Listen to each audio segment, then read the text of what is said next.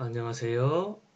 지난 시간에는 한국의 준연동형 선거제도에 대해서 얘기를 했고, 그 준연동형 선거제도가 기존의 병립형 선거제도하고 거의 같은 결과를 산출했다고 얘기를 했었죠.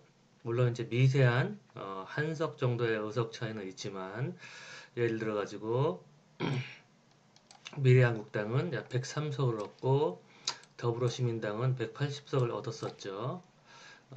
지난번 21대 총선에서. 근데 병립형 선거제도를 채택했다면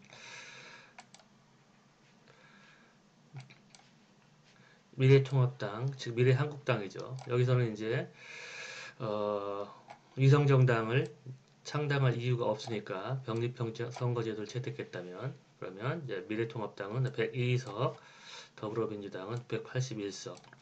그러니까 이전의 경우는 준연동형 선거제도에서는 여기가 103, 그리고 더불어민주당은 180인데 이처럼 미래통합당이 한 석을 더 얻고 민주당이 한 석을 더 얻게 되는 이유는 병립형 선거제도에서 그 이유는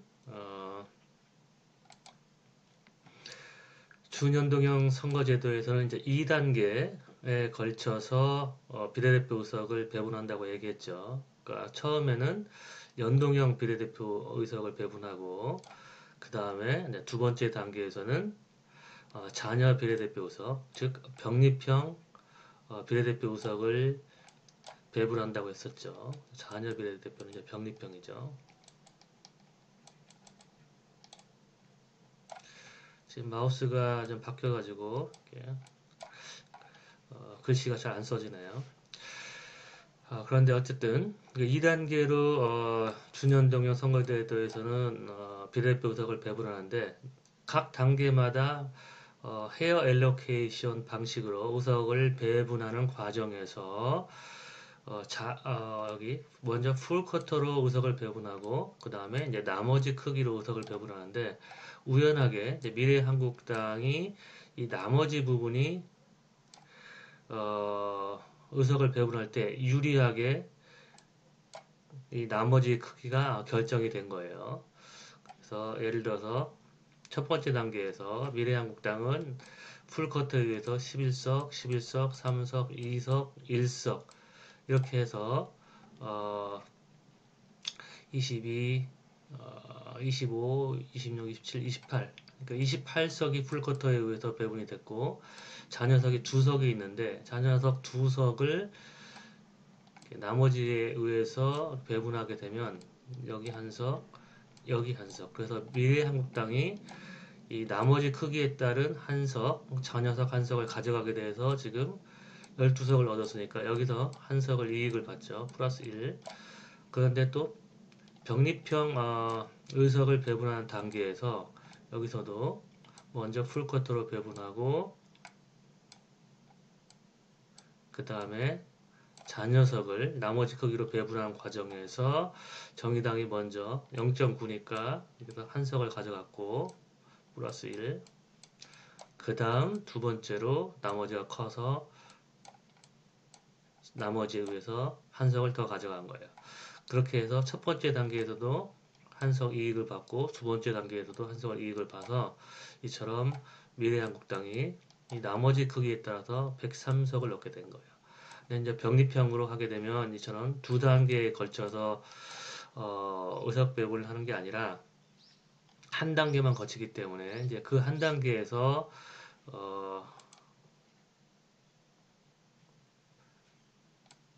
여기서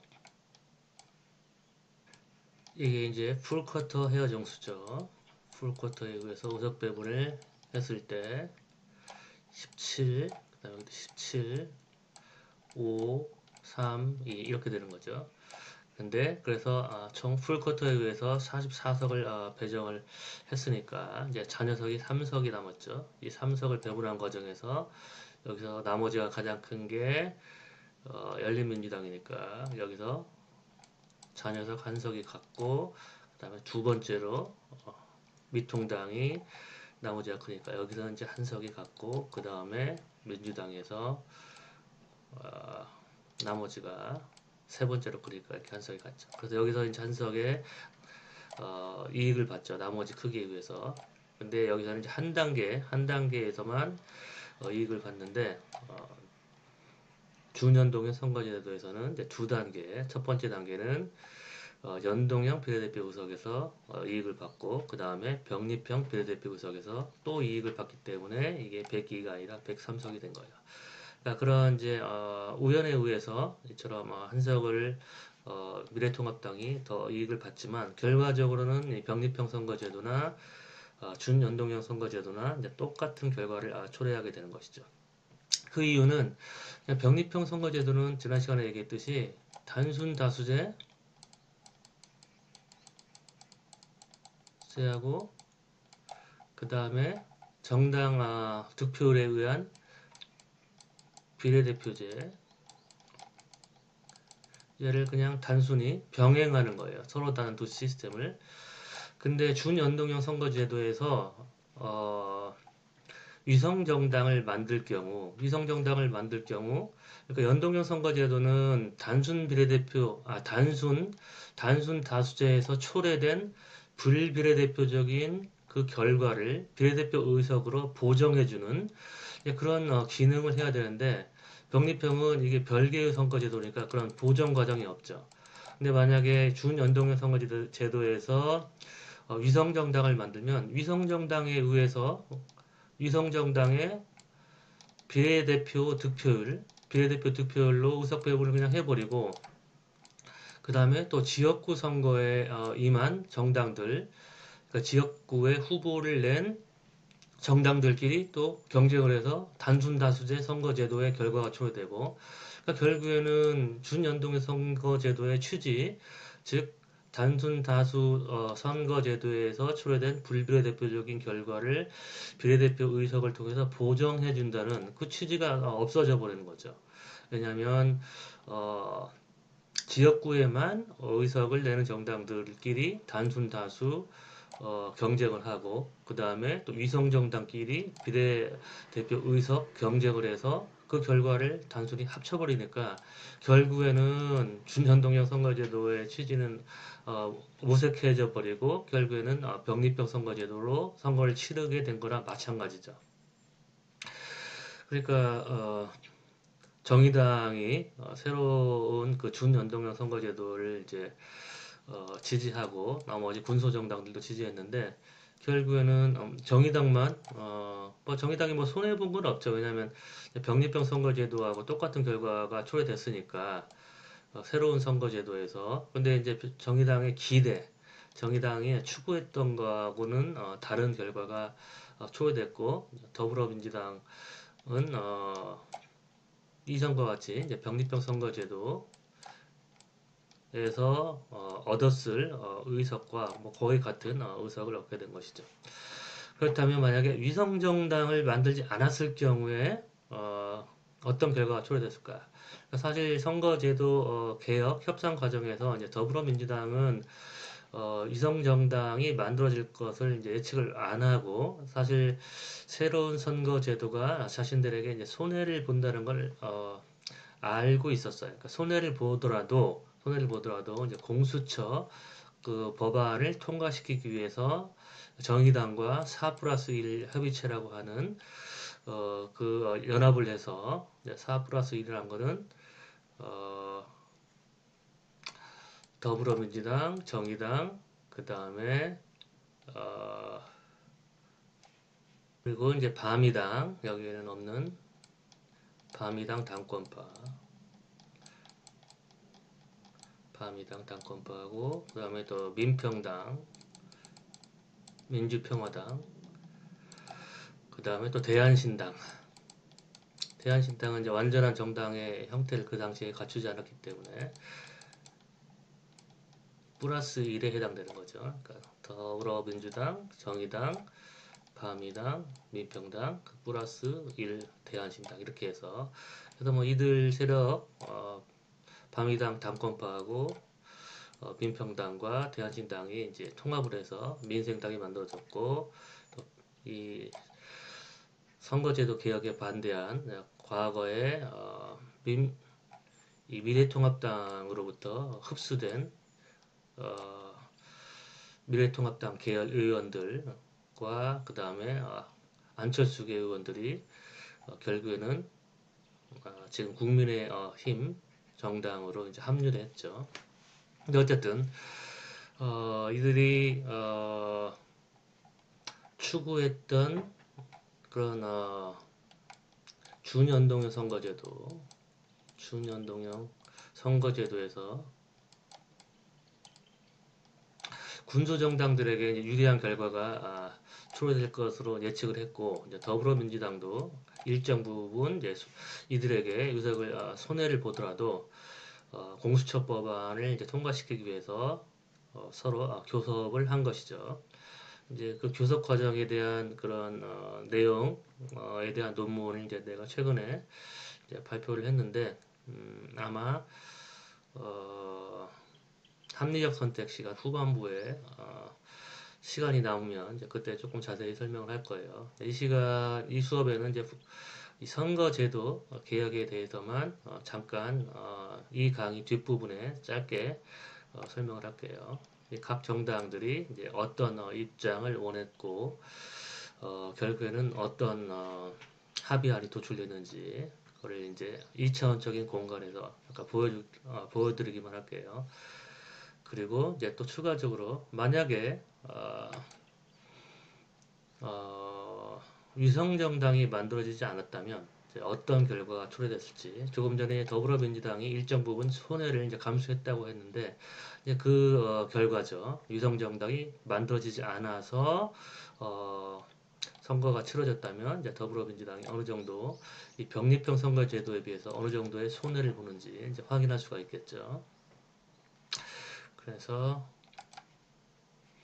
위성정당 이제 창당하지 않았을 경우에 우리가 어떤 결과가 초래됐을까? 그리고 뭐 선거제도 지금 준연동형 선거제도가 이제 문제가 많다는 것들을 이제 인식하고 또 다음 총선 전에 또 이제 선거제도 개혁에 대한 그 논의들이 또 이제 새로 일어나겠죠. 이제 그때 지금 선거제도를 완전 바꿔서 뭐 병립형 선거제도로 돌아갈 것인지 아니면 이 위성정당 창당 가능성만 배제할 수 있도록 위성정당을 창당하지 못하도록 하는 항목만 추가할 것인지 아니면은 준연동형 선거제도 자체를 바꿀 것인지 그건 모르겠어요. 근데 어쨌든 이 위성정당 창당을 못하게 할 경우에 어떤 결과가 초래됐을까를 살펴보면 그러니까 원래의 방식대로 정당 투표율 곱하기 300 그렇게 해서 각 정당의 이 넘버 오브 헤어쿼터 이렇게 계산을 해야겠죠. 물론 이제 여기서 정당 득표율이란 거는 법적인 진입 장벽을 넘어서지 못한 이 민생당이나 기타 정당들을 제거하고 이 나머지 정당들의 득표율의 합 중에서 미래통합당의 득표율이 차지하는 비중을 계산을 해야 되고 마찬가지로 다른 정당들도 이 각 정당들이 얻은 득표율 나누기 이 다섯 정당들이 얻은 득표율의 합을 해서 각 정당이 얻은 상대적인 비중을 다 계산을 해야겠죠. 그게 바로 이제 여기서 얘기하는 정당 득표율이죠. 그렇게 해서 이제 넘버 오브 헤어쿼터를 이제 계산하고 그 다음에 비례대표 의석을 배분하기 위해서 이제 지역구 의석을 뺀다고 얘기했죠. 연동형 선거제도에서는 여기까지는 연동형 선거제도의 이제 의석 배분 방식이죠. 그렇게 되면 미래통합당은 약 30석쯤 얻게 되고 더불어민주당은 여기가 마이너스니까 그러니까 즉 더불어민주당이 가져갈 수 있는 비례대표 의석에 비해서 지역구 의석 수가 더 많기 때문에 더불어민주당은 비례대표 의석을 하나도 못 가져가게 되는 거죠. 이게 마이너스니까. 그리고 나머지 정의당은 뭐 한 32석 정도, 국민의당은 23석, 뭐 18석 이런 식으로 이제 가져가게 되겠죠. 의석수가 총 300석인데 그리고 이제 지역구 의석이 253석이고 비례대표 의석수가 한국에서 이제 47석인데 지금 벌써 이미 비례대표 의석의 합이 이걸 50.8 마이너스 50.8을 0으로 놓으면 왜냐하면 마이너스라는 얘기는 더불어민주당한테 의석을 뺏어야 된다는 얘기인데 뺏지를 못하니까 0으로 놓고 그러면 이제 합이 52석이 되겠죠. 근데 비례대표 의석 수가 47석인데 지금 이 52석이 되니까 또 보정을 해서 비례대표 의석 수를 줄여야겠죠. 그러니까 한마디로 얘기하면 한국에는 비례대표 의석수가 이처럼 보정을 할 수밖에 없을 정도로 지금 너무 적다는 거죠. 여기서도 이제 52석을 나눠줘야 되는데 나눠질 52석이 없고 전체 비례대표 의석수가 47석밖에 안 되니까. 근데 이제 중운연동형 선거제도에서는 어떻게 보정을 하느냐? 여기다 50%를 이제 곱해요. 이걸 이제 반으로 나누는 거예요. 그래서 29.9 나누기 2는 14.85 이런 식으로 그래서 이렇게 반으로 나누고 나서 그 다음에 더불어민주당은 이제 마이너스 25.4인데 이거는 이제 마이너스니까 의미가 없고 이걸 0으로 이렇게 놓으면 그 다음 단계에서 어, 나눠져야 되는 비례대표 의석이 51.4가 되는 거죠. 근데 아직까지 이 51.4가 47보다 더 많다는 걸 알 수 있죠. 그러니까 나눠줄 의석이 47밖에 안 되는데 이제 51석을 나눠줘야 되니까 어떻게 보정을 하냐? 그게 바로 이제 캡을 적용하는 거예요. 그러니까 첫 번째 단계에서 47석을 다 나눠주는 것도 아니고, 그러니까 연동형 비례대표 의석을 다 나눠주는 것도 아니고, 요거를 첫 번째 단계에서 나눠줄 수 있는 의석수를 30석으로 고정해 놓는 거예요. 그래서 이걸 어떻게 보정을 하냐? 각 정당 이게 30석으로 51.4를 30석으로 줄이기 위해서는 각 정당이 얻은 득표를 51.4분의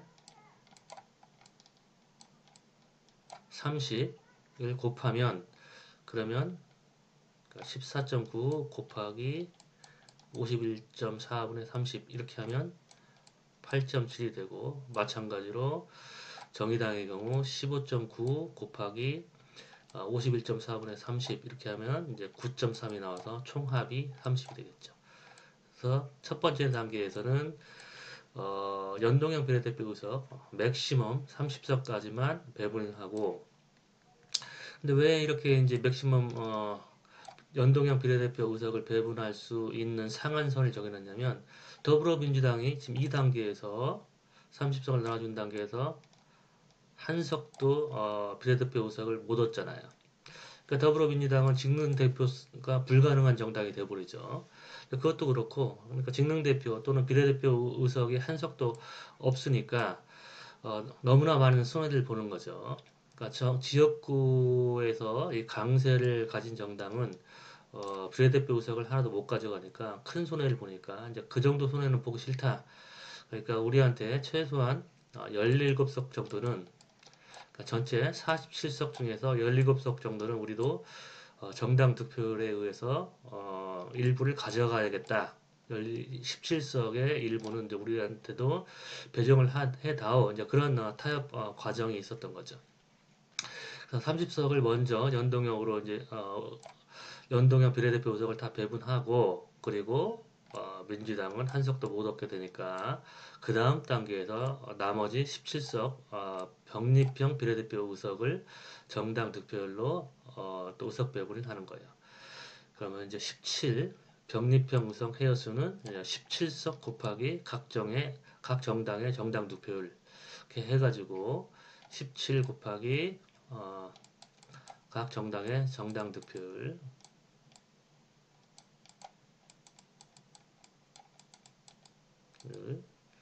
이렇게 하면은 이제 넘버 오브 헤어 쿼터를 또 계산할 수 있겠죠. 이렇게 그렇게 해서 헤어 방식으로 이제 또 이렇게 의석이 배분이 끝나고 그러면 요게 이제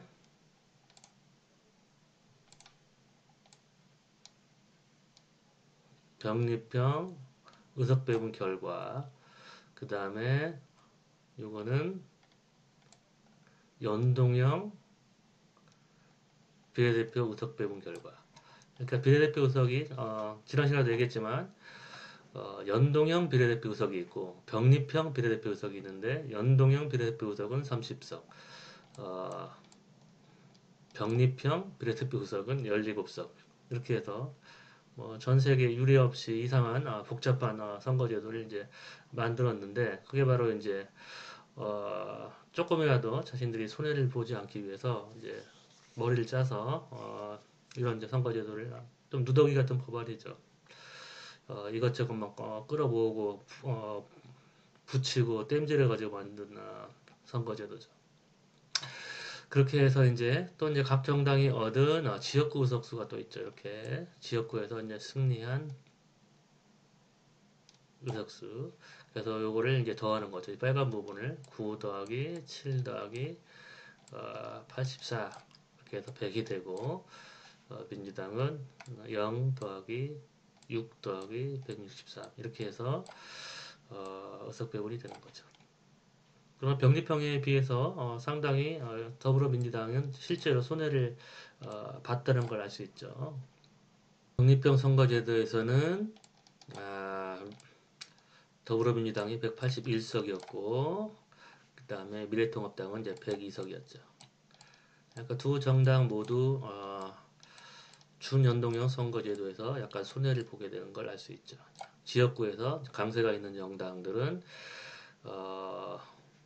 이 연동형 비례대표 의석을 배분하는 과정에서 이 불비례대표적인 결과에 대한 보정이 이루어지기 때문에 좀 손해를 보게 되죠. 그 대신 이제 정의당인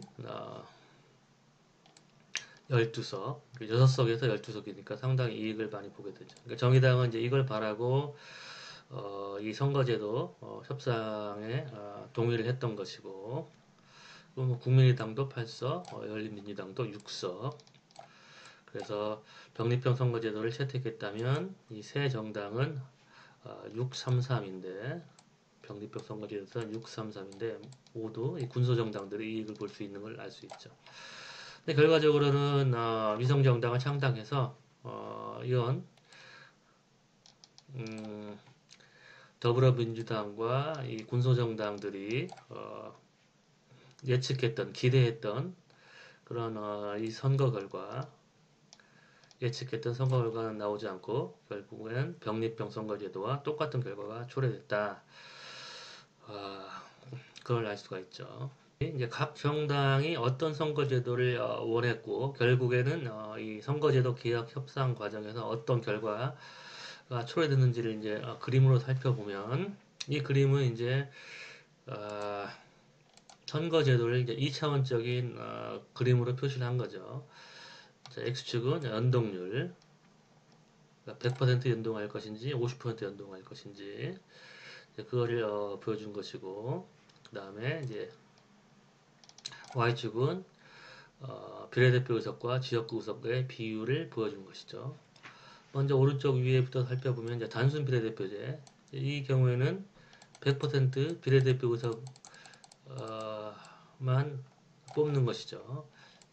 지역구 의석이 0%니까 그러니까 비례대표 의석의 비율이 100%가 되고 그 다음에 단순 비례대표는 이처럼 연동률 그러니까 지역구 의석을 뽑지 않기 때문에 뭐 100% 비례대표 의원들만 뽑기 때문에 연동률도 이제 100이라고 얘기할 수 있겠죠. 다음 독일식 선거제도는 이제 50%는 비례대표 의원을 뽑고 50%는 지역구 의원을 뽑으니까 50%쯤 돼. 50%라고 얘기할 수 있겠죠. 연동률도 이제 100%.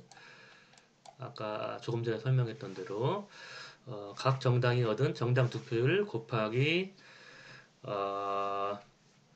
전체 의석 100% 전체 의석을 각 정당들이 얻은 정당 득표율로 배분을 하니까 연동률은 이제 100%죠.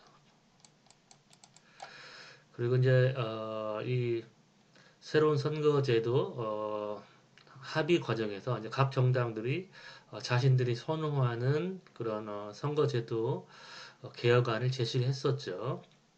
그래서 이제 미통당과 그 다음에 우리공화당인가 그 일부 미통당에서 떨어져 나간 친박 의원들 이제 그 정당들은 지역구로만 후보를 뽑자고 하는 단순 다수제를 이제 주장했었죠. 그러니까 단순 다수제는 이제 여기에 위치하고 있는 것이죠. 그러니까 연동률이 이제 0%죠. 왜냐하면 비례대표 의원들을 하나도 뽑지 않으니까 그 얘기는 연동률도 0%고 그 다음에 비례대표 의석의 비율도 0%라고 놓고 볼 수 있죠. 그러니까 가장 대비되는 두 선거제도는 단순 비례대표제하고 단순 다수제 가장 멀리 있죠. 그리고 독일 선거제도가 이제 여기에 있고 그 다음에 이제 민주당은 병립형 선거제도 병립형 선거제도가 이제 여기 있는데 병립형 선거제도는 하나도 연동을 하지 않는 거죠. 그러니까 비례대표 의석은 그냥 비례대표 선거로 뽑고 또 단순 다수제는 따로 치르는 거기 때문에 단순 다수제 선거하고 비례대표 선거가 서로 연동되어 있지 않고 별개의 선거제도니까 연동률이 0%죠. 그리고 이제 47석 비례대표 의석수가 47석이니까 총 300석 중에 47석은 이 정도 뭐 16.6%인가 뭐 그럴 거예요. 여기에 해당이 되고 그 다음에 이제 정의당은 3월 합의안에서 비례대표 의석을 75석으로 이제 늘리는 거를 합의를 하고 이 75석에 만족을 했으니까 이 정도쯤 정의당의 입장 비례대표 의석에 대한 선호는 75석 정도 된다고 보고 연동률은 독일식 비례대표제를 원했기 때문에 연동률은 100%. 그 다음에 이제 반미 당권파, 뭐 민평당, 대한신당, 이 군소정당들은 이제 75석은 좀 많다. 그렇게 해서 한 50석 주장했었죠. 그러니까 75석은 좀 현실 가능성이 없으니까 그리고 또 하나는 비례대표 의석을 이렇게 75석으로 늘릴 경우에 지역구 의석수를 줄여야 되는데 그럴 경우에 호남 지역의 지역구 의석이 줄어들 것을 우려해서 오히려 비례대표 의석을 75석에서 이제 50석으로 줄일 것을 주장을 했었죠. 그리고 이제 3월 합의안은 이제 연동률 50%에 75석으로 먼저 합의를 했었는데 조금 전에 얘기했듯이 이 군소정당이 비례대표 의석수가 많다는 주장을 하고 또 당연히 민주당의 입장에서도 이제 비례대표 의석수를 이제 줄이면 더 좋겠죠. 왜냐하면 비례대표 의석수가 늘어날수록 연동에 의해서 배분되는 연동형 비례대표 의석을 하나 더 못 얻게 될 가능성이 높으니까 민주당의 입장에서는 가능한 한 현행 상태 병립형 선거제도하고 가까운 선거제도를 원하겠죠. 이쪽으로 3월 합의안에서 이쪽으로 가능한 한 이제 당기려고 하겠죠. 자기 입장으로. 결과적으로 이제 이런 협상 과정을 통해서 4+1 협의안, 즉 연동률 4+1 협의안 그러니까 최종적으로 결정된 준연동형 선거제도는 이제 50% 연동률이긴 하지만 30석 캡을 뒀기 때문에 결과적으로 연동률이 한 이 정도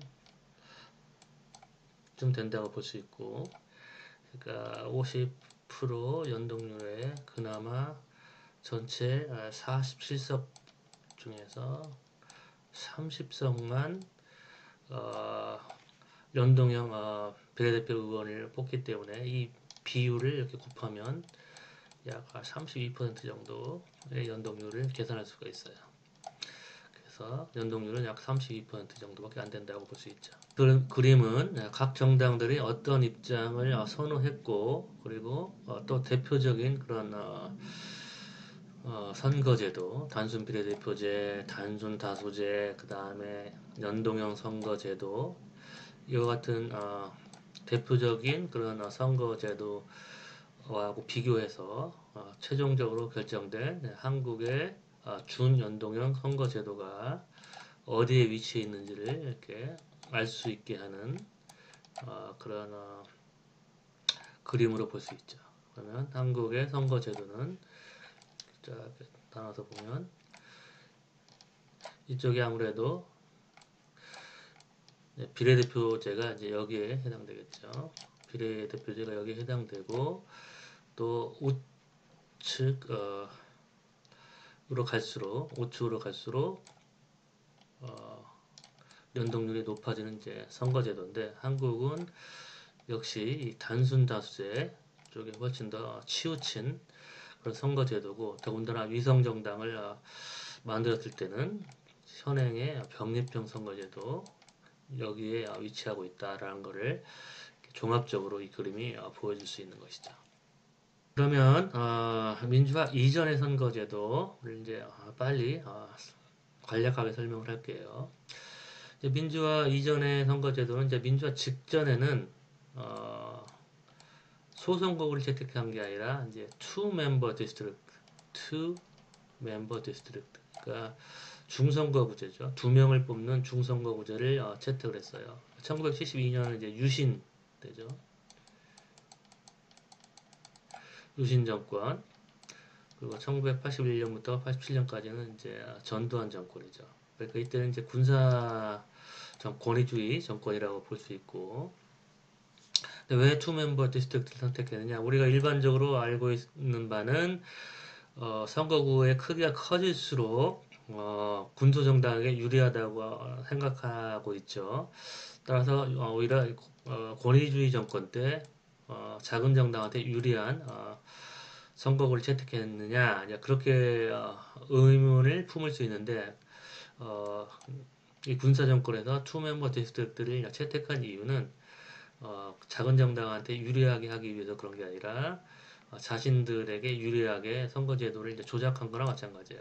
그러니까 이 당시만 해도 소위 얘기하는 여촌야도 현상이 있었는데 여촌야도 여당 그러니까 권위주의 정부의 정당 여당은 시골에서 강했고 야당은 도시에서 이제 강했어요.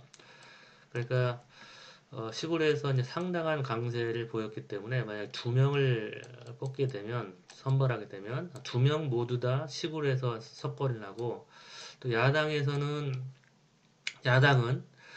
도시에서 이제 강하긴 했지만 압도적으로 강하지 않았기 때문에 만약에 한 명만 뽑으면은 이제 많은 도시 지역에서 야당이 1등으로 당선돼서 야당이 유리하니까 두 명을 뽑게 되면 1등은 야당이 의원이 당선되고 2등은 또 여당 의원이 당선돼서 야당이 도시 지역을 싹쓸이하지 못하도록 하기 위한 그런 편법으로 만들어진 게 이제 중선거구제였어요. 그리고 이제 이 전국구 의원의 이제 의석 비율을 보면 공통적으로 3분의 1이나 된다는 걸 알 수 있죠. 지금 현행 선거제도에서는 비례대표 의석이 6분의 1밖에 안 되는데 이때는 3분의 1이니까 그러면 우리가 또 이론적으로 생각할 때는 와 비례대표 의석 수가 3분의 1이나 되니까 훨씬 더 군소정당에게 유리한 민주적인 민주적이다 아니다 선거제도를 얘기할 때 군소정당한테 유리하다고 해서 민주적이다 그렇게 얘기할 수는 없지만 어쨌든 군소정당을 좀 배려한 선거제도구나 그렇게 생각할 수 있는데 이 역시도 사실은 이 당시의 비례대표 의석은 직능 대표성을 높이기 위한 또는 비례대표성을 높이기 위한 그런 의석이 아니라 전국구 의석이라고 불렸죠. 비례대표 의석이라고 불리지도 않고 그러니까 전국구 의석의 취지는 사실은 제1당을 도와주기 위해서 만든 의석이 전국구 의석이에요. 그래서 유신 시대에는 소위 얘기하는 유정이라는 걸 만들었어요. 유정이라는 걸 만들어서 이 유정의 의원을 어떻게 뽑냐면 통일주체 국민회의 National Conference for Unification National Conference for Unification이라는 통일주체 국민회의를 만들어서 이들이 유정회라는 입법 집단이죠. 입법 집단. 그러니까 국회에 유정의 의원들이 또 따로 있었어요.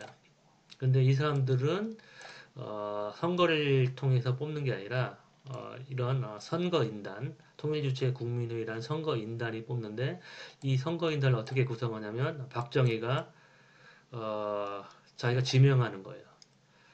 박정희가 지명한 선거인단이 유정의 의원을 뽑으니까 거의 뭐 99% 이상이 어, 그 공산주의와 마찬가지의 그런 지지율로 유정회를 이제 구성하는 거예요.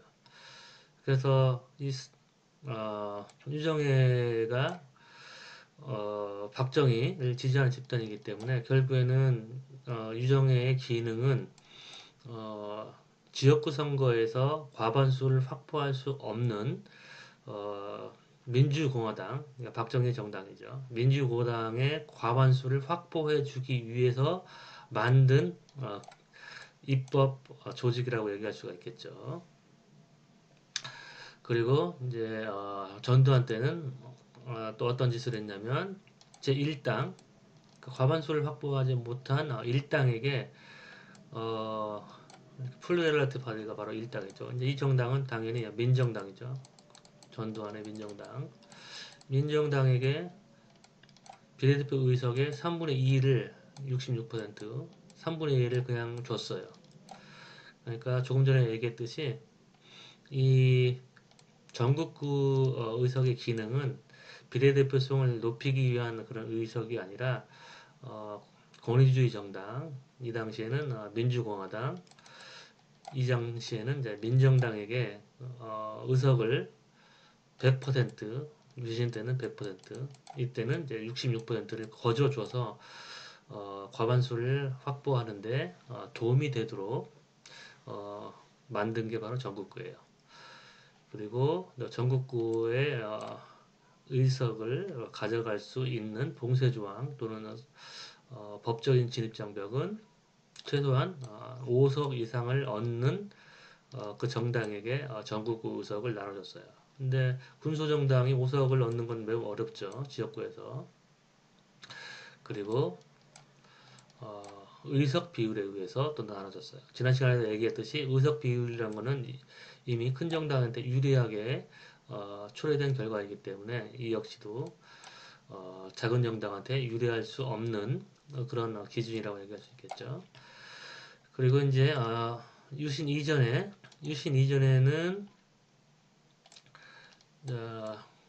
소선거구제를 치렀고 소선거구제 플러스 이제 전국구 의석을 그렇게 구성된 선거제도를 채택했던 것이죠. 그리고 4분의 1 전국구 의석. 그러니까 이전에 1963년부터 71년 사이에는 4분의 1이었는데 3분의 1로 전국구 의석 수가 늘어난 것은 비례대표성을 더 확보하기 위해서 또는 비례대표성을 더 증가시키기 위해서 만든 그런 제도가 아니라 제1당 권위주의 정부를 도와주기 위해서 만든 제도라고 볼 수 있어요. 그 다음에 이전과 마찬가지로 이제 5석을 얻어야지 전국구 의석을 얻을 수가 있었고 1971년 전에는 3석 또는 5%의 득표율. 그러니까 오히려 5%의 득표율은 5석의